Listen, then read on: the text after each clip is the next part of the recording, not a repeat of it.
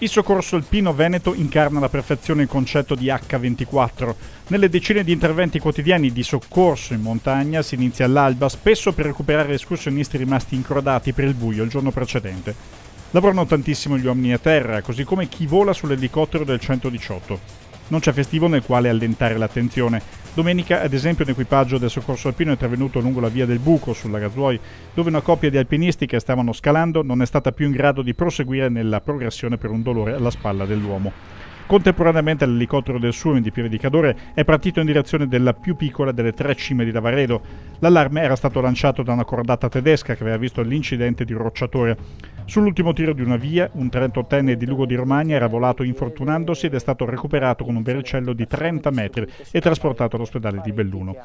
Successivamente il soccorso alpino di Cortina è stato inviato sul belvedere delle cascate di Fanes per il malore di un 64enne di San Gemini trasportato fino a Plan de Loa, dove l'ambulanza lo ha imbarcato per la struttura ospedaliera dei Pieve di Cadore. Un super lavoro per i soccorritori che molto spesso è da imputare a una sopravvalutazione dei propri mezzi di chi va in montagna.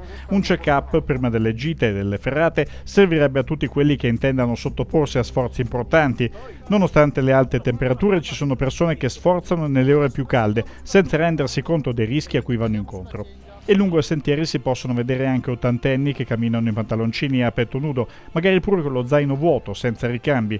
E non sarebbe male se gli stessi accendessero per tempo un'assicurazione anti-infortunio. Non è nemmeno costosa, esiste per esempio la Dolomiti Emergency al prezzo di €20 l'anno. Secondo gli operatori, per le prestazioni che offre, dovrebbe essere resa obbligatoria. In Italia non lo è, a differenza della maggior parte dei paesi europei.